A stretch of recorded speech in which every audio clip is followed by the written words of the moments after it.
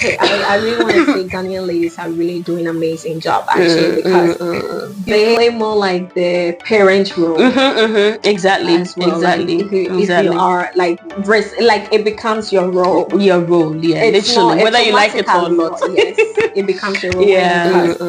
They are working their ass off. Like they are really. I feel that way. Yeah. I feel like. Hi guys, my name is Harriet. And I'm Henrietta. And together we bring to you the 2H podcast. I wanted Harriet and I to discuss more about how it felt, the experience being back home in Ghana, you know. Going back home always reminds me of my childhood, actually. Okay. Yeah. The first time I went was in 2013, I think. Or 2012 or 13, I don't really remember, but I was around that time. And then be able to do, me too. You know, family, it was just family here and there, meeting friends. It was always a busy day, you know. And Ghana, as you all know, Ghana is a very beautiful country, and I really enjoyed my stay.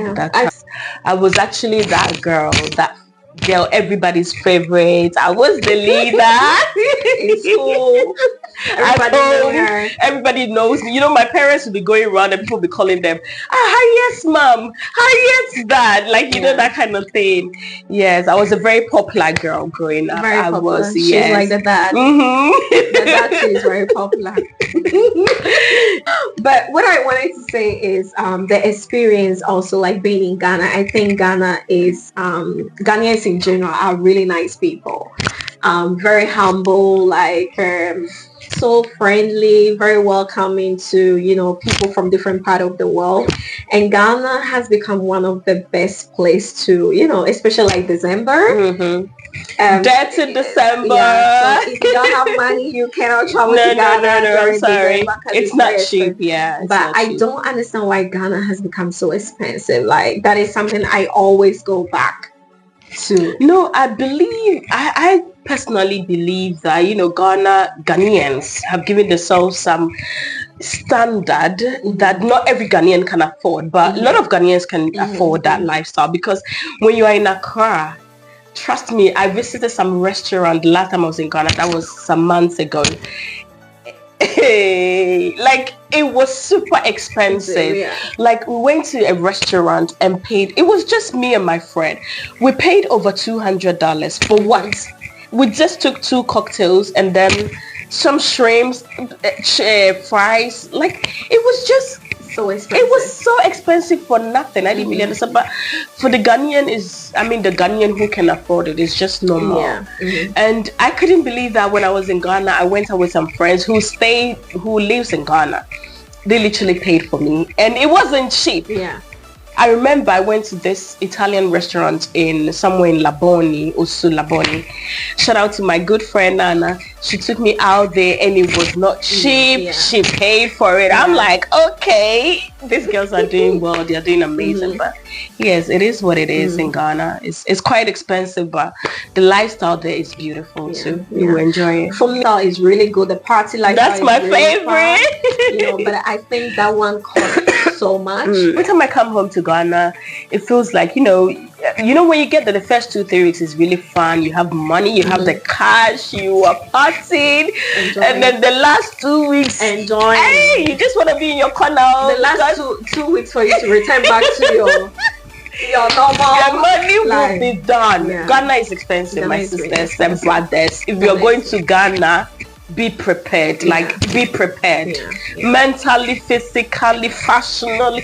Like, the fashion in Ghana is on another level. Fashionability. It's not a joke. It's the ability. Yes, it's not a joke. If you don't have the fashionability, it's not a good joke. Trust me, like you see a clothes coming to Zara, H&M today.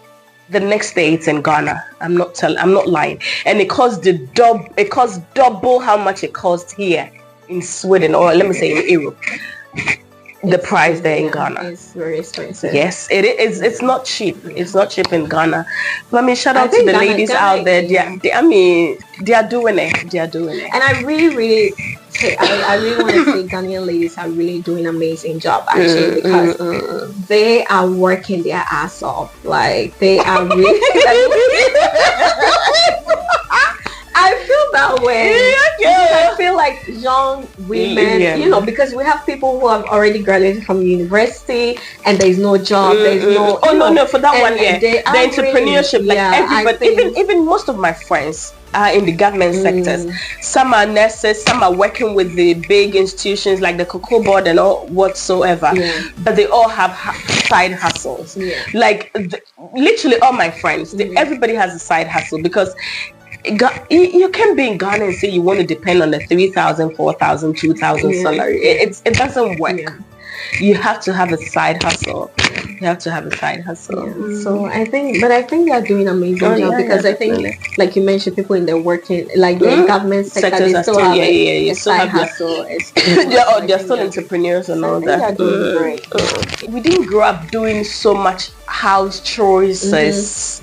If I remember very right.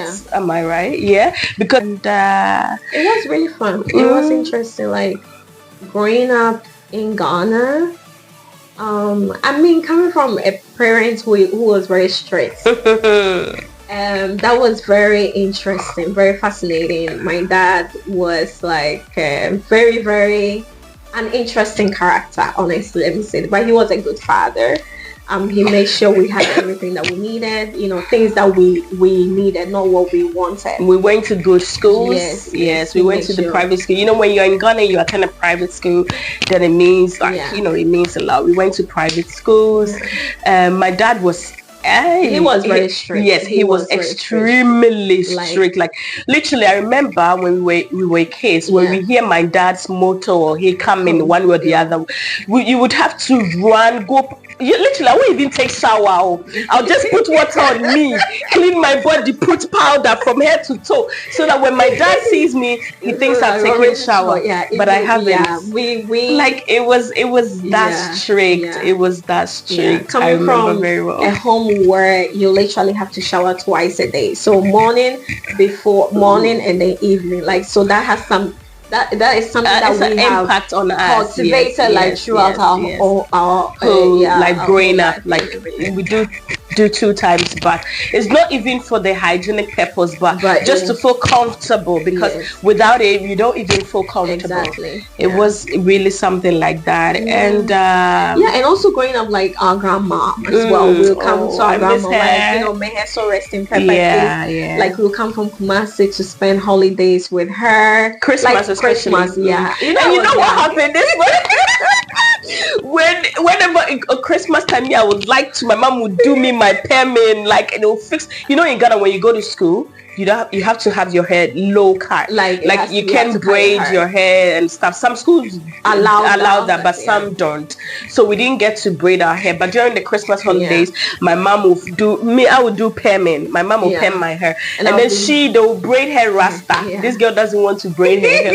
She would drink like 10 Coca-Cola before they'll finish braiding her hair. She was so much interesting, like a very interesting character. And I didn't like to take pictures too when I was young. Like the moment the photograph, to date, she doesn't like taking pictures. It's not something I enjoy. It's since childhood. Since childhood. My mom said I would literally cry. She would cry. She would cry. And I remember when we were younger, let's say my mom would buy something for us, like some snacks and stuff like that. And then I'll eat mine fast. And then when I asked her, she would say she won't give me sugar. I said, I'll pretend like I have fallen and hurt myself. I'll start crying. And then she'd be like, hey, you are crying. Then she would give it to me. That was how she was taking all my food. That's how I was taking her food. Oh my God, when you're a kid, but it was really nice, like coming to grandma, like during Christmas. It was one of the one of the memories that I really have. My grandma really loved us. She would take care of us. It was just a beautiful time. And I remember there was a time when we went to the farm with her cocoa farm. You remember?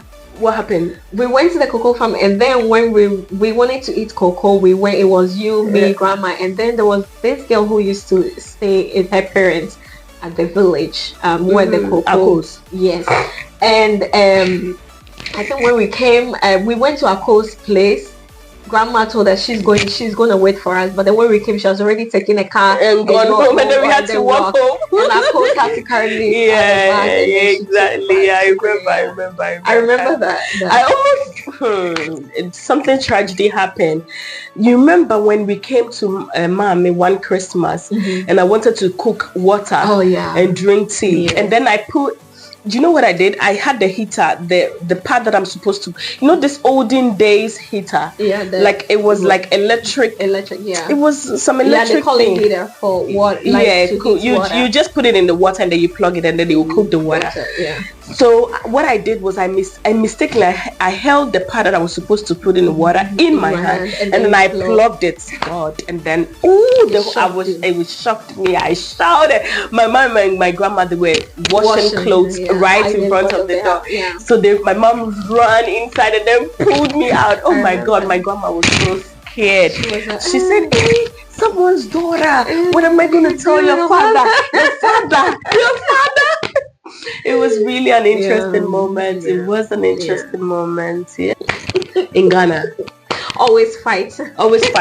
No, but we literally did not fight a lot when we were young. I think when we were more younger, we did. No. Not really. I think we only had one fight. I remember. No, that's true. We didn't really fight like that. We didn't really fight like that. I think mostly it's just been like miscommunication. Yeah. Like we always. And we are two different people. We are totally different. Like two I think you are more like. I think Harry, you are more. Like, okay, it's all right. Don't worry. Don't worry. Like I don't pay attention. I don't put so much time on details, but she would want everything to be I want things to be like I'm a very principled individual. Let me put it that way. Very principled. I don't like when people are being the snake and the grass sneaky. That type, like somebody can make me angry. Like I will shout, but when you get upset, but the next minute it's like it's over. But for me, it's build up. Because it builds up all the time. And it takes time for don't come for her. Don't come for me unless I say because it takes time for her to let go. Yes. Yeah. On the other hand, I will shout, I will scream. Yeah. But then the next minute, I mean, it is. For me, it's not easy for me to forgive you.